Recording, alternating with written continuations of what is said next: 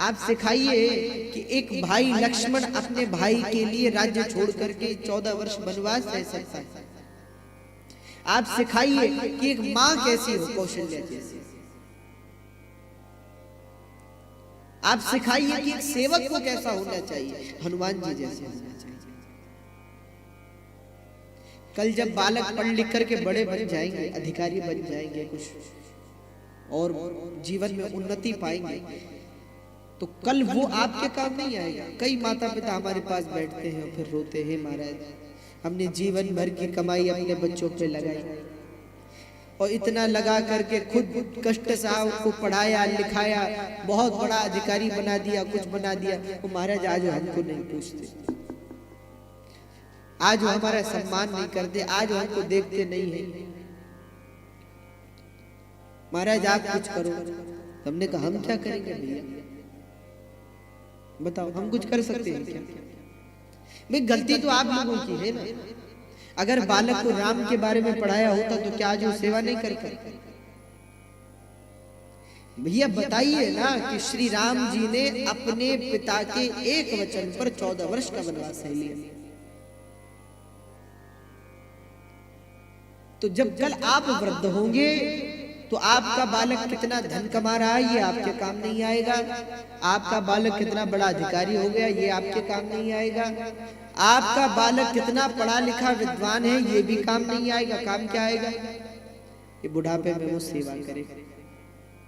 बोलो, अब बुढ़ापे में आप कहो कि सेवा करो और वो कहे आपको इंग्लिश में आपसे बात करे, इंग्लिश में आपसे बोले, तो तब क्या करोगे उसको सुनकर? उस समय तो ऐसा चाहिए जो सेवा करे, भोजन कराए, सम्मान करे, और वो तब होगा जब हम श्री राम का चरित्र पढ़ेंगे। बड़े गौरव की बात है कि अयोध्या में फिर से राम मंदिर बनने जा रहा है, पर हम चाहते हैं कि राम मंदिर तो बन रहा है, बहुत अच्छी बात है, पर वो राम हर भक्त के हृदय में, हर भारतवासी के हृदय में भी प्रतिष्ठित हो। राम मंदिर बनाने का उद्देश्य मात्र हमारे भारत के संतों का इतना नहीं है कि एक मंदिर, विशाल मंदिर खड़ा कर देना। भारत में मंदिरों की कमी नहीं है।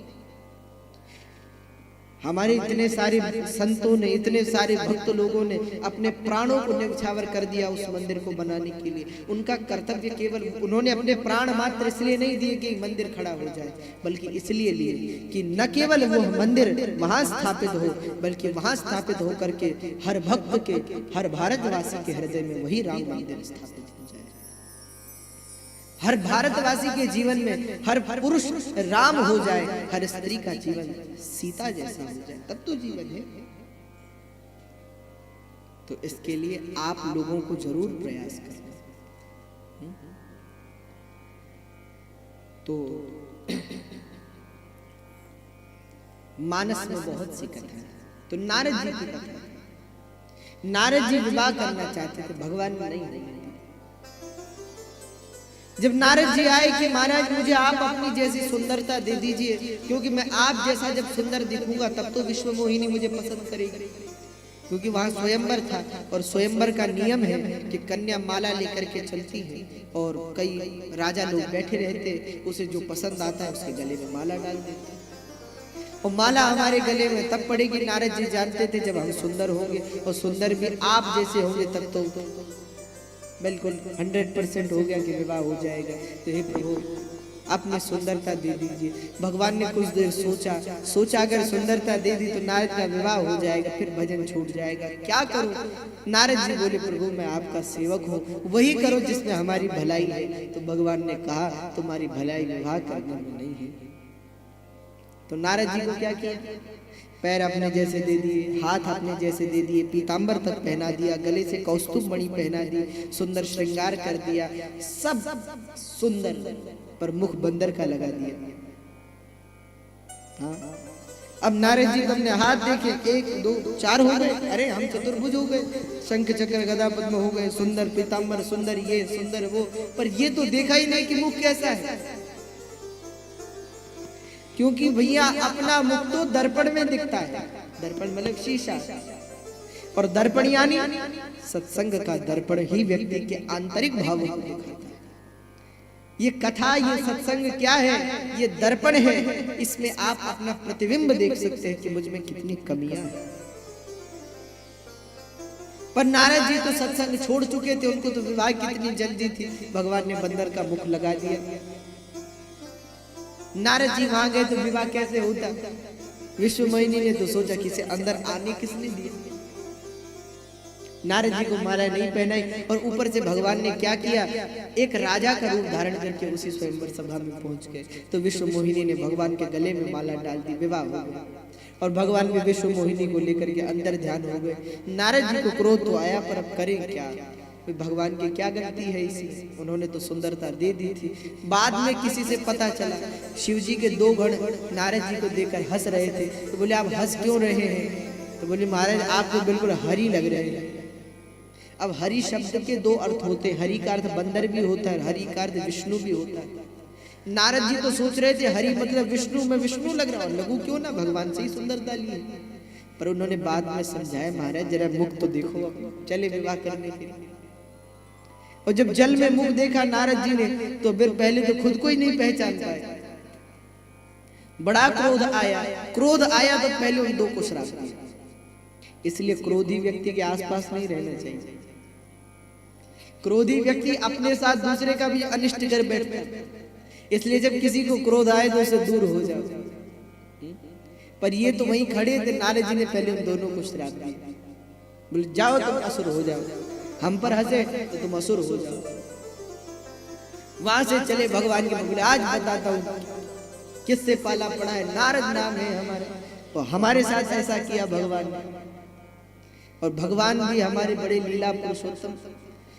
और दिन तो नारद जी वैकुंठ जाते थे, आज भगवान खुद नारद के सामने प्रकट हो गए।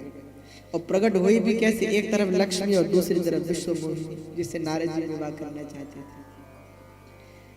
और जो लक्ष्मी जी को देखा, भगवान को देखा और फिर विश्व मोहिनी को देखा, तब तो नारद जी के पारा इतना बढ़ गया क्रोध का कि नारद जी खुद को भी संभाल नहीं पाए। तब भगवान को गालियां देना शुरू की।